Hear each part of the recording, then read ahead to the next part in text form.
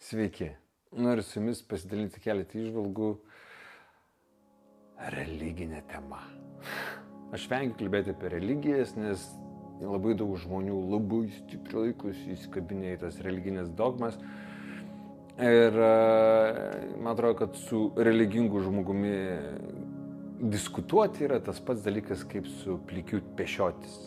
Tiesiog tai niekur neveda, nes kiekvienas savo religijos atstovas jisai tvirtai laikosi įsikabinęs į savo tiesą. Kas tai bebūtų, ar tai islamas, ar tai bebūtų krikščionybė, visi įsitikinę, kad tik jų tiesa yra teisingiausia ir taškas. Ir jie netgi visokiausius ten, taip vadinamus, dvasinius karus eina, kariauja už Dievą, kuris visus myli. Bet vat jų Dievas juos myli labiau už kitus, nes kiti yra ne kažką, o vat jie, kadangi jie savo religijos atstovai, tada Dievas juos myli. Ir labai tas tokia juokinga situacija, gaunasi žiūrint šitos pusės, kad krikščionybėje Jėzus sako, mylėkit savo priešus ir sako, nežudykit, bet būna taip, kad armijos skirtingų šalių kaunasi tarpusavy ir tiek viena armija, tiek kita būna palaiminta vietinių kunigų Jėzaus vardu. Bet tas dalykas visiškai absurdas mano suvokimu, bet tiesiog taip yra ir tiesiog mes turime priimti žmonės, kad jie yra tokie, kokie yra. Paskutiniu metu žmonės kažkaip man pradėjo siųsti vienos moters pasisakymą apie jos atsivertimą iš jogos ir visų kitų praktikavimo į Jėzaus meilę. Jinai berods dabar apie stačiatikių tą visą kryptį kalba. Ir dabar galų galiniai suprato, kad būtent tai yra tai, o visa kitka, kas buvo prieš tai, buvo visiškas melas. Ir jos sąmonėje tai yra tiesa. Ir todėl nereikėtų sakyti, kad oi, ta pati mergelė tik kita suknelė, nors dalis tiesos tam yra. Kaip jinai anksčiau buvo atsidavusi jogos keliui, kaip jinai buvo anksčiau atsidavusi vieną veikėją iš Rusijos, dievinimui. Taip dabar jinai myli stačiatikius. Ir tas yra okei, mes visi žaidžiame savo žaidimus, taip? Religija tai yra tarytum valtis, kuri padeda mums perskelti per upę, kad mes galėtumėm tęsti savo kelionę. Religija yra tarytum kelių eismo taisyklės, kurios mums padeda išvengti avarijų ir visokių baudų ir taip toliau, kurios padeda mums išvengti laiko švaistimo stovint, kai tave policija sustabdo ir aiškina, kodėl tu čia taip pažeidėjai, teisės tikrina ir dar visokius kitokius. Ir tai sutaupo tavo pinigus tavo biudžete. Vat jeigu kelių eismo taisyklių laikaisi, turėtum nepapulti į visokias ten ne kažką situacijas. Tai vat religija yra grinai tas pats. Jeigu laikaisi 10 Dievo įsakymų, tu turėtum nepapulti, kur nereikia tau papulti. Nei ir blogas kompanijas, nei kalėjimą, nei sąžinė tave naktimis ten graužia negailestingai. Tai va, religija ir dvasinės praktikos būtent yra apie tai. Bet tai nėra, kaip sakoma, gyvenimo esmė, nes meniu nėra patiekalas. Jūs galite ateiti į restoraną, kur meniu jums pateiks su auksiniais užrašais apie maistus, apie patiekalus, kuriuos jūs galite valgyti, bet pats maistas yra esmė, kurį jūs valgysite, o ne meniu. Taip dažnai žmonės užkimba ant tų vadinamų mentalinių bla bla bla ir tada jie tenais ištisom parom skaito, diskutuoja ir galvoja, kągi turėjo omeny tas išminčius rašydamas vieną arba kitą dalyką. Kas liečia Naujojo testamento, jeigu žinote, jį užrašinėjo Jėzaus mokiniai ir visi iš tikrųjų tas pačias situacijas matydavo skirtingai. Ir vėl kila klausimas, o kodėl pats Jėzus neužrašinėjo? Dėl to, kad jis turbūt net nematė poreikio. Arba ne visi dailidės tuo metu mokėjo rašyti. Ir tada pradeda vėl kilti klausimas, o tai jo mokiniai, kurie užrašinėja, kodėl jie užrašė skirtingai tos pačius dalykus? Galbūt dėl to, kad jie suprato skirtingai. O tai vienas visi likusieji, kurie neužrašinėjo, gal jie dar kitaip suprato, bet jie nemokėjo rašyti ir dėl to neužrašė. nes yra daug tokių įdomių versijų apie Mariją Magdalietę, kuri kažkodėl tai buvo sutapatinta su prostitutė, nors kai kurie visiškai sako, kad to nebuvo. Ir jeigu istorija, kuri vyko prieš 2000 metų, turi tiek daug visokiausių niuansų, peripetijų, tai įsivaizduokit, per 2000 metų, kiek jinai buvo perrašinėta.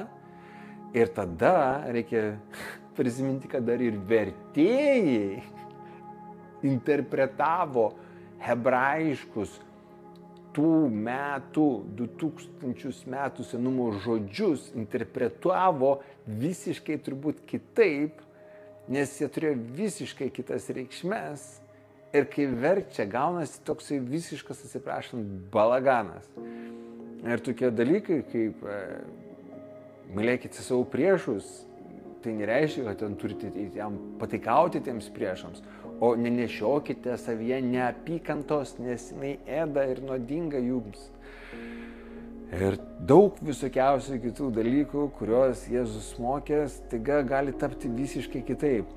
O kad niekas nesiklauso, ką jisai mokė ir negyvena taip, kaip jisai moko, jau pats Vatikanas yra akivaizdžiausias įrodymas, nes Jėzus pasakė, neturėkit nei aukso, nei sidabro, Vatikanas viską nuo aukso. Jeigu pažiūrėsite į visas bažnyčias, ar tai protestantų, ar tai katalikų, jūs rasite tiek daug aukso jose, aukso, kuris būtų galimas panaudoti alkaniems, pamaitinti, taip kaip Jėzus kad darė, jis maitino alkanus. Ir būtent tiek daug tokių loginių nesusipratimų vyksta, tose religiniuose dalykus. Kažkada tai buvo valdymo įrankis, nes kažkaip tai kryžiuočiai visiškai nepaisė Dievo įsakymo nežudyk ir žudė. Ir tada, kai prisimenam apie inkvizicijas ir daug visokių kitokių dalykų, tai kilo daug abejonių, kiek buvo teisingai interpretuojama tai, kas buvo parašyta šventame rašte, ir kuo toliau mes einam nuo to momento, kai tai buvo užrašyta, tuo gilesnius pasimetimus mes lendam. Ir paskutiniu metu dvasinė tema yra labai einamas dalykas, dėl to, kad, kaip sakoma, kas yra populiaru, tas tampa preke, nes rinka diktuoja poreikis. Ir tai tikės parodo, kad labai daug žmonių yra emociniam alkyje, kad yra didelis toksai poreikis rasti kažkokias tai ten moralinės vertybės, kad jos padėtų mums išlaikyti balansą, nes matydami, kaip teisėjai sodina į kalėjimą nekaltus žmonės, kaip mes užmerkime akis prieš visokiausius karinius dalykus ir kiek daug visokiausių peripetijų vyksta ir kaip tas pats įstatymas gali būti taikomas vieniems vienaip, o kitiems kitaip. Man atrodo, tuo metu labai svarbu yra turėti kažkokį tai dvasinį stuburą, kuris tau padėtų neišprotėti. Ir kuo toliau, tuo labiau atsiras tokių žmonių, kurie tai siūlys kaip prekę. Jau ir dabar čia mes turim daug visokiausių. Ir šanti, ir om, ir aleliuja, ir taip toliau. Ir tai ir yra tai, kas vyksta. Ir kai man žmonės siunčia tą video apie tos moters pasisakymus, aš sakau, kodėl jūs man siunčiate, apie ką, tai aš žinau savo kelią ir aš žinau, kur man reikia. Kodėl jums atrodo, kad aš pasiklydęs esu ir nežinočiau kažką tai. Ir toje vietoje vėl gimsta tas pats suvokimas, jeigu jūs esate studijavę šventą raštą, tai yra parašyta, kad be Dievo žinios ne plaukos nuo tavo galvos nenukris. Tai reiškia visos peripetijos, visos žabangos, kuris nutinka gyvenime, tiek geros, tiek blogos, tiek skausminga, tiek malonu, nutinka dėl to, kad Tėvas suorganizavo visą tą šou. Ir kadangi jis mus apdovanojo kūrybą, nes mes jau esam vaikai jo, tai mes einam ir kūrėme problemas, tada kūrėme sprendimus toms problemam, kūrėme karus, tada kovojame tuose karuose ir visa tai kyla iš mūsų pačių kūrybos. Visas tas dalykas labai greitai sustoja, kai mes mirštame arba kai gauname infarktą. ir tuo metu jau visiškai dzintau pasidaro, kam čia norėtum kažką įrodyti.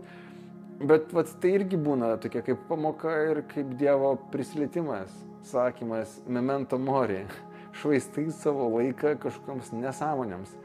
Nes įsivaizduokite, jeigu čia tikėtais religiniais dalykais, kad Dievas sukūrė visą visatą, įsivaizduojat, vien Saulė kokio dydžio yra, Saulė kokio dydžio palyginus su Žeme, ir Dievas, kuris sukūrė tokią Saulę, tokias kitas planetas ir visą kitką jis ten kūrė, jis ten daro, o dabar jam yra svarbiausias dalykas, ką veikia tie mažyčiai homo sapiensai ant tos mažytės planetėlės Žemė, ten vaikščiantis, ropinėjantis ir savo nesąmonės darantis, ir ar jie paklūsta Dievo valiai ar ne.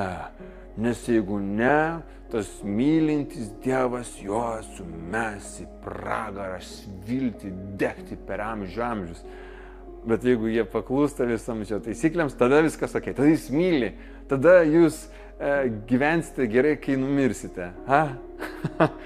Come on, hebra, come on. Yra toks dalykas, kai žmonės tiki pasakom, o paskui yra momentas, kai žmonės išauga iš pasakų.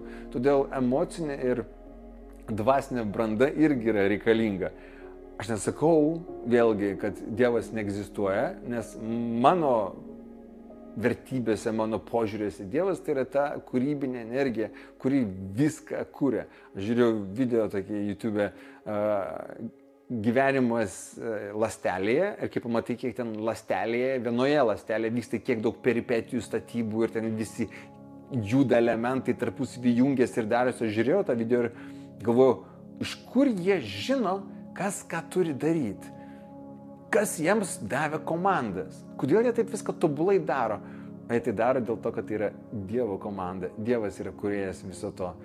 Ir jeigu jau Dievas kuria visą tai, kuria tos visus neuronus, trasas, kurių dėka signalas keliauja iš smegenų į mano žandikaulį ir balso stygas ir dėl to aš pasakau tai, ką pasakau, tai come on, viskas yra Dievo valioje. Ir tokiu atveju belieka tik pasitikėti ir mėgautis šou, kuris ir vadinasi gyvenimas.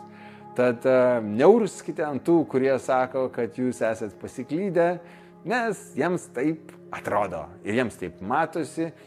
Ir kas čia žino, galbūt po metų, 2, 5 arba 10 jie matys viską visiškai kitaip ir prieis ir pasakys, ačiū tau už tai, kad aš ant tavęs kai stūmiau, tai buvau būsena ir tu ant manęs nepykai. Tiesiog aš buvau savo rolėje. Ir viskas. Tai va, tiek norėjau pasidalinti ir tikiuosi jums atnešti kažkiek tai lengvumo, kai diskutuosite su žmonėmis, kurie turi kitokią nuomonę negu jūs. Nesvarbu, ar tai kalbais apie vakcinas, ar apie boksininkės, ar apie maistą, ar apie vertybės, ar apie sportą, ar apie badavimą, ar apie muziką. Nesvarbu, kiekvienas yra savo temoje ir leiskite jiems būti. Ir kai jūs leidžiate būti jiems visiems, jūs leidžiate būti ir savo, o tai yra svarbiausia. Tai va, gero vakaro jums. Iki.